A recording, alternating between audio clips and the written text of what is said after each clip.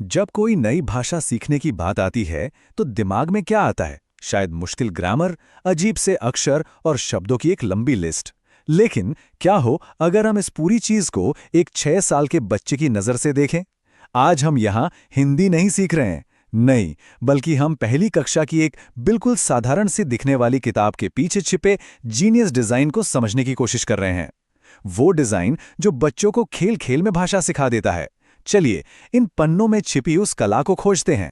देखिए, ये किताब सीधे साधे रूखे नियमों से शुरू नहीं होती। ये शुरू होती है एक एहसास से, एक खुशी से। जरा सुनिए। अम्मा आज लगा दे झूला, इस झूले पर मैं झूलूंगा। है ना कमाल? एक ही पल में भाषा कोई बोझ या काम नहीं रहती, बल्कि बचपन की सबसे प्यारी यादों में से एक से जुड़ जाती है। वो जो कनेक्शन है ना, वो फौरन बन जाता है। तो ये है हमारा आज का सफर। इन 5 पड़ावों से गुजरते हुए हम साथ मिलकर ये समझेंगे कि आखिर कैसे एक इतनी मामूली सी दिखने वाली किताब इतनी असरदार हो सकती है। तो पहला कदम और शायद सबसे जरूरी कदम यह है कि भाषा को काम नहीं बल्कि खेल बना दिया जाए। सीखना किसी डर से नहीं, बल्कि खुशी और मजे के साथ शुरू होना चाहिए। और यहां देखिए, झूले के इस एक आइडिया को कितनी खूबसूरती से आगे बढ़ाया गया है। किताब फौरन इस नई भाषा को मजेदार, जानी पहचानी और पॉजिटिव चीजों से जोड़ देती है। टायर का झूला हो, मेला हो या पार्क, ये सब तो एक बच्चे की दुनिया का सेंटर होते हैं ना। और बस यही इस किताब का सीक्रेट है।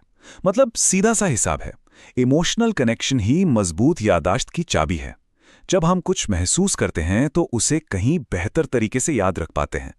और बात सिर्फ झूलों तक ही नहीं है, पूरी किताब छोटी छोटी लयदार कविताओं से भरी है।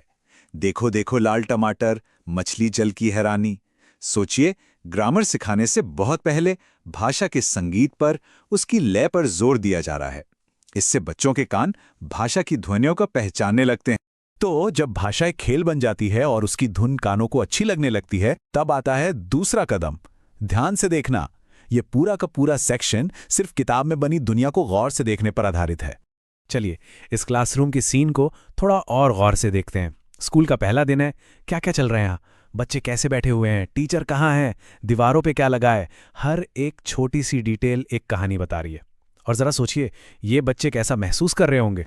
यहाँ सबसे मजेदार बात यह है कि किताब बिना कुछ कहे ही कितना कुछ सिखा रही है। जमीन पर बैठना मतलब टीम वर्क। टीचर बीच में है, हुक्म देने के लिए नहीं, बल्कि मदद करने के लिए। ये सिर्फ एक भाषा की क्लास नहीं है, ये सामाजिक और सांस्कृतिक मूल्यों की भी क्लास है। अच्छा, तो जब इमोशन और ऑब्जर्वेशन की नींव तैयार हो गई, तो अब वक्त है भाषा की मशीनरी को समझने का। चलिए देखते हैं कि देवनागरी लिपि को कितने सिस्टमैटिक तरीके से सिखाया जाता है। तो शुरुआत होती है भाषा की सबसे बुनियादी ईंटों से, यानी कि स्वरों से। ये शुरू से ही सीखने वालों के लिए एक बिल्कुल साफ और पहचानने लायक पैटर्न बना देता है। और ये देखिए कि कैसे एक एब्स्ट्रैक्ट चीज को कॉन्क्रीट बनाया जाता है। अक्षर का अपने आप में तो कोई मतलब नहीं है, पर जैसे ही वो अनार और अजगर से जुड़ता है, बच्चे के दिमाग में उसकी एक पक्की तस्वीर बन जाती है। और यहां हम देखते हैं कि ठीक वही पैटर्न फिर से दोहराया जा रहा है। ई से इमारत, ई से ईख। इस तरह की कंसिस्टेंसी बच्चों में एक कॉन्फिडेंस पैदा करती है। उन्हें पता होता है कि आगे क्या आने वाला है, और इससे सीखने का डर कम हो जाता है। वैसे इस तकनीक का एक नाम भी है, पिक्चर वर्ड एसोसिएशन। ये एक बहुत ही पावरफुल तरीका है, क्योंकि ये दिमाग के विजुअल और लैंग्वेज दोनों हिस्सों को एक साथ एक्टिवेट कर देता है। इसे ऐसे समझिए जैसे किसी याद को मजबूत करने के लिए एक नहीं बल्कि 2 हुक लगा दिए हों। तो एक बार जब स्वर समझ में आ गए, तो जाहिर है अगला कदम क्या होगा? व्यंजन। ये दिखाता है कि पूरा का पूरा कोर्स कैसे एक एक सीढ़ी करके आराम से आगे बढ़ता है।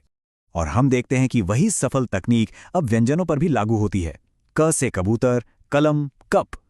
ख से खरगोश, खरबूजा। वही जाना पहचाना पैटर्न जारी रहता है, जो सीखने को एक बहुत ही नेचुरल और आसान प्रोसेस बना देता है।